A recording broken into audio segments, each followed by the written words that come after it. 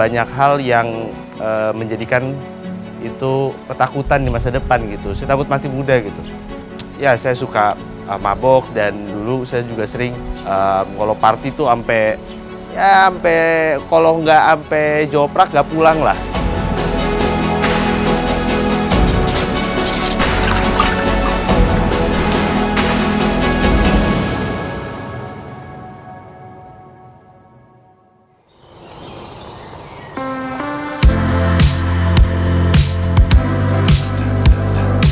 Halo, saya Angga Diandri, saya petani urban dari kebun atap hidroponik Ibu Kita di Tebet, Jakarta Selatan.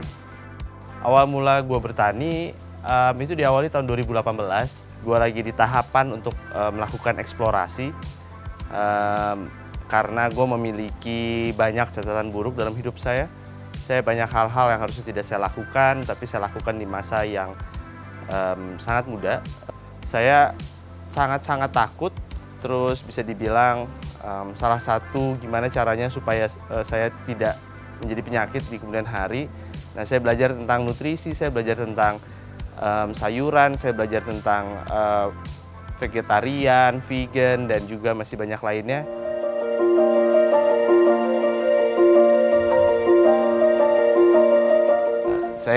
Saya nggak lulus kuliah karena saya ngejar mimpi saya. Pada saat itu saya tidak punya pekerjaan karena saya dikeluarkan karena performa saya yang buruk. Ketiga, saya terlilit hutang yang banyak, jadi banyak itu bisa dibilang titik terendah saya. Di situ saya langsung merasa kayak apa yang saya harus lakukan nih gitu kan. Saya bikin beberapa bucket list, salah satunya adalah tentang sayuran gitu, tentang organik waktu itu di awal. Tapi balik lagi saya tidak memiliki privilege untuk kayak punya tanah bagus di mana di rumah karena di Jakarta.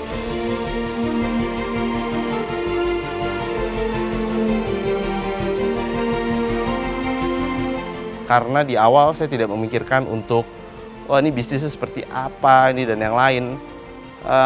Yang saya pikirkan adalah oke, gimana nih ya sayuran ini bisa tumbuh bagus gitu. Lebih kepada ke situ karena emang untuk konsumsi saya pribadi dan juga untuk saya bisa bagiin ke keluarga, ke teman maupun ke kolega kerja saya gitu. Betapa bahagianya saya bisa membagikan hasil sayur saya gitu kepada mereka gitu.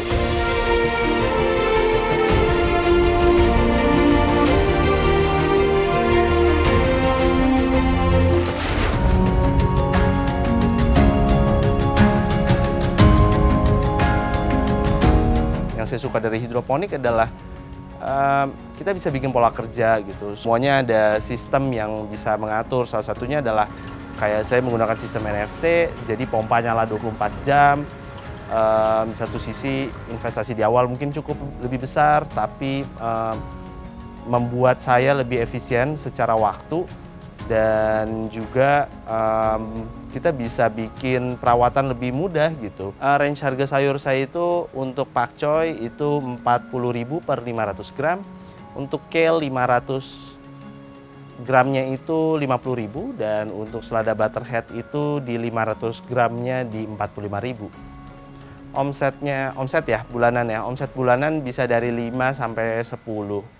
Saya melaporkan dari kebun atap hidroponik Ibu Kita.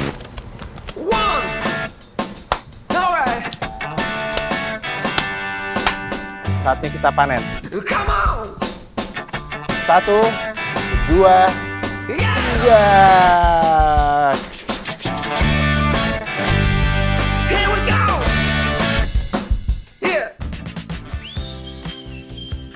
Kita sedang lagi, jadi saudara-saudara, kita lagi panen kale. Jadi untuk memanen kale ini saya tidak pernah mengambil bersama akarnya. Jadi cukup memetik daunnya saja. Jadi selama saya memiliki hidroponik, ini kali keduanya saya menanam kale. Dan mereka sudah berumur 6 bulan. Nah, ini udah selesai panen kale untuk hari ini. Sekarang saatnya panen selada dan juga pakcoy di belakang. Halo selada. Selada. Kamu aku panen ya. Banyak customer yang sudah menunggu. Hari ini sudah ada 10 orderan. 10 pesanan sudah sudah masuk, jadi saatnya kita panen.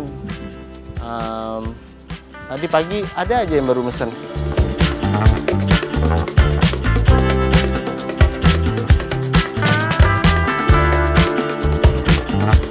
Sekarang panen yang terakhir adalah panen pakcoy. Let's go. Kita panen pakcoy. Lihat nakarnya ya. 1, 2, 3.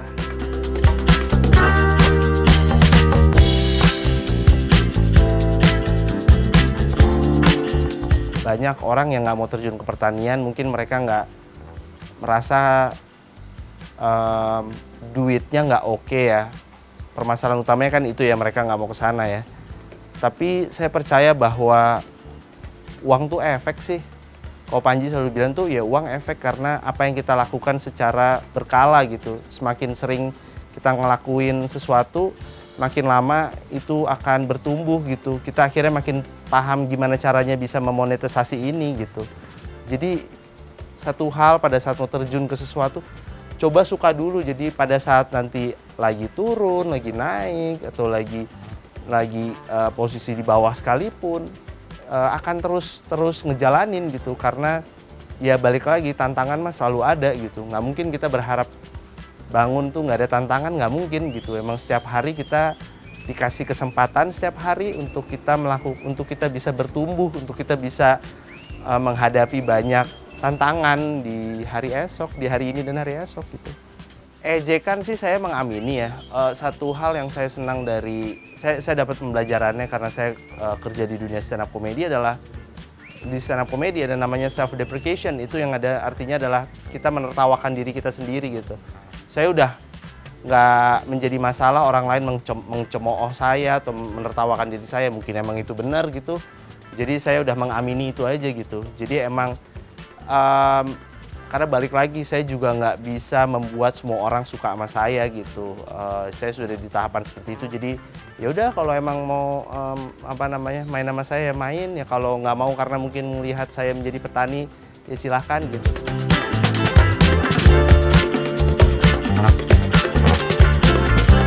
Apapun bisnis yang kalian mau terjun, menurut saya nggak usah mikir terlalu banyak dulu. Lakukan banyak-banyak main atau eksplorasi sampai menemukan kesukaan dalam menjalaninya. Benar-benar ngejalaninnya benar-benar suka dulu, karena bukan karena uangnya gitu. Kalau ada ikut sukarelawan, ikut dulu, ngerasain dulu, oh seperti ini ya gitu. Lalu dari situ mulai bertanya sama diri gitu kan, apakah ini jalan yang saya pengen ambil atau ini bukan gitu. Lebih banyak refleksi gitu pada saat mau menjalani sesuatu gitu. Nah lalu jangan pernah pikir terlalu, wah ini jualannya gimana, ini kalau misalnya mau terjun ke pertanian ya, wah ini nanti jualannya gimana ya kak, ini bagaimana ya kak, ini gimana ya. Nggak usah terlalu khawatir terlalu banyak deh. Nyemplung dulu, tanam dulu, sampai bisa tumbuh, sampai bisa panen, baru habis itu dibikin lebih baik lagi, baru pelan-pelan mencari tahu gimana cara menjualnya gitu. Karena kebanyakan orang udah terlalu khawatir hal-hal yang seharusnya tidak dikhawatirkan di masa itu gitu. Dan hasilnya apa? Mereka nggak terjun, mereka nggak berani untuk memulai gitu. Itu yang disayangkan.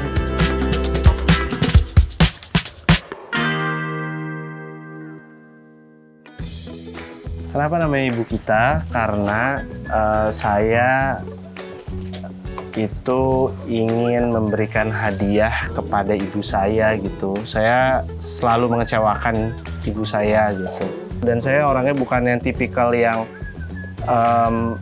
bisa mengekspresikan sesuatu kepada orang tua saya gitu. Jadi emang ya mungkin nama Ibu Kita bisa jadi hadiah untuk ibu saya gitu. Karena saya sayang sama ibu saya, padahal saya panggilnya nggak ibu gitu, manggilnya mami.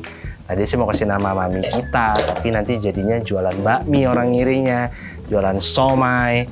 Saya kasih nama Ibu Kita karena dari kecil sampai sekarang saya dirawat sama ibu saya. Saya ngejalanin apa yang saya suka aja gitu.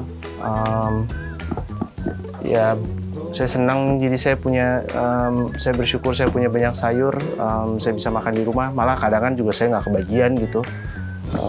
Tapi saya senang aja gitu apabila orang lain bisa menikmati rasa bahagianya saya gitu.